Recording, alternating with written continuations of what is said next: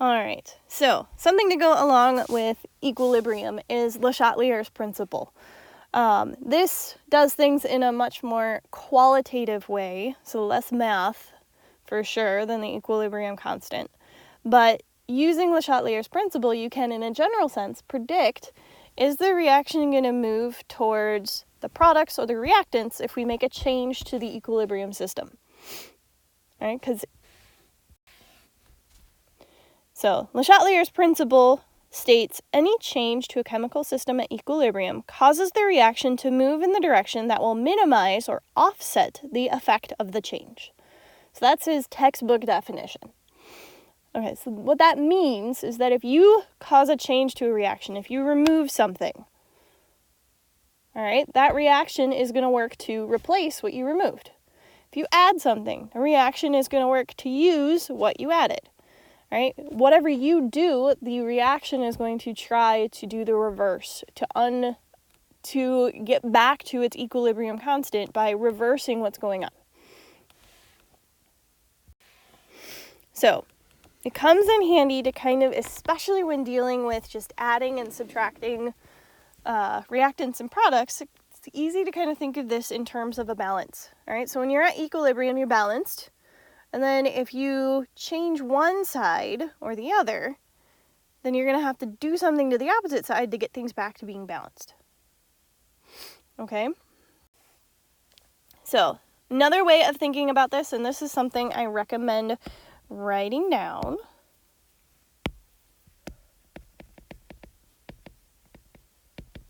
All right? So, looking at this, you can see that if you add reactants or you add products, all right, so if we add more reactants or you add more products, the reaction goes away from what you added. All right, so when you add things, the reaction is going to try to use those things you added. It's going to move away from what you added. All right?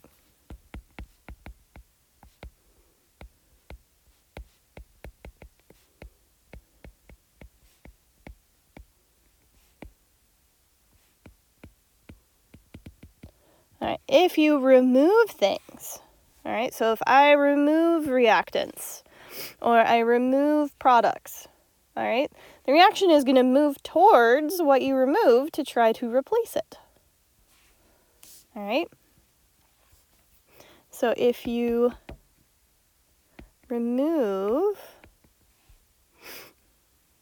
something, reaction moves towards what you took away.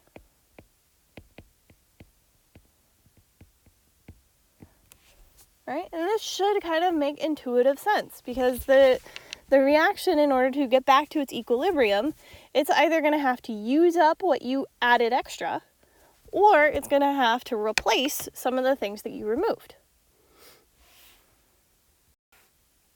So here's some examples.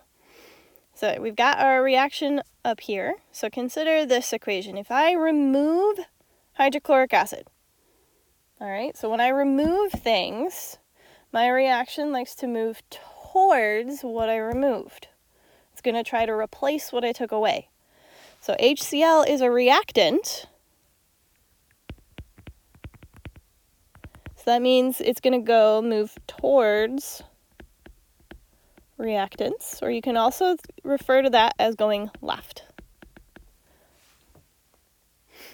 All right, if you add Cl2, all right, when I add things, so this is a product, when I add things, it's going to move away from what I added. All right, so again, it's going to move towards reactants because that's away from the products, or left. If I add N2, all right, so N2 happens to be a reactant, what direction is it going to go this time? All right, hopefully you are thinking to the right or towards the products, because if I add a reactant, the reaction's going to try to use up what I added, so it's going to move away from that or towards the products.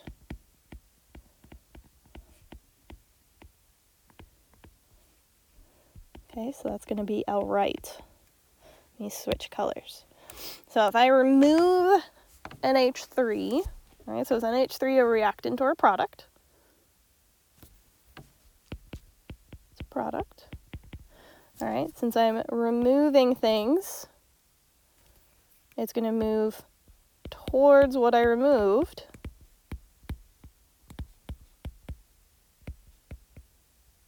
Which means it's going to go towards products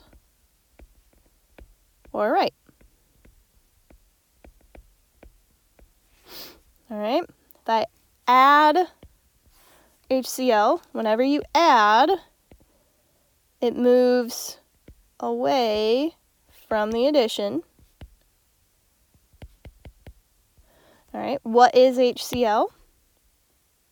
HCl is a reactant, which means it's going to move away from the reactants or towards the products. So it'll move right. So last one, try that one on your own. If you remove chlorine, what direction will the reaction go? So if you remove something, it moves toward what you removed.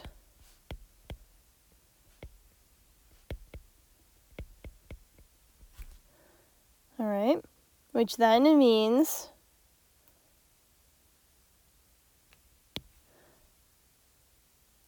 since chlorine is a product,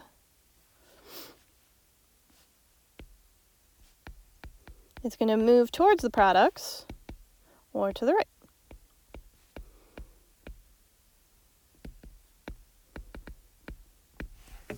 Okay? So again, this is another one of those concepts where practice makes perfect. So if you need more practice, make contact.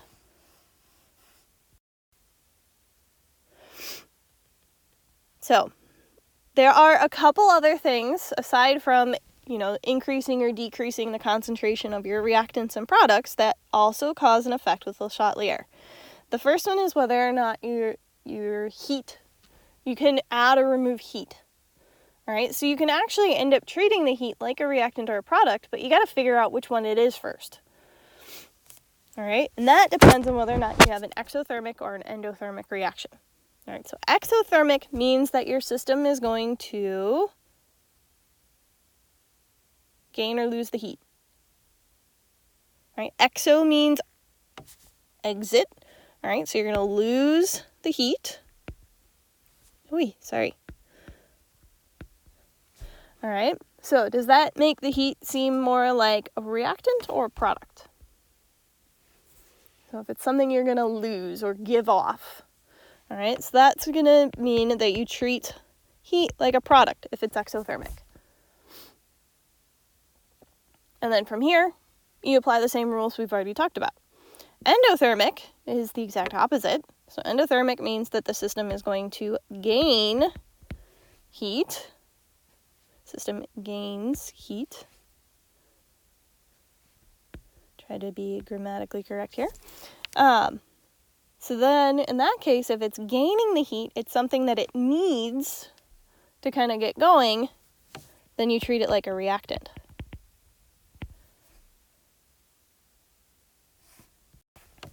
All right, so applying this to an example, when delta H is negative, what does that mean? Is this exo or endothermic? All right, so that's an exothermic reaction. So that means we're going to treat the heat, we're going to treat the heat like it is a product. So if we were to add a product, all right, when we add things, the reaction likes to move away from what we add. So since we're treating the heat like a product and we're adding heat, it's going to move away from the products or towards reactants, aka left. All right, if you look at this reaction, that kind of makes sense. If you add heat, liquid is going to move towards gas.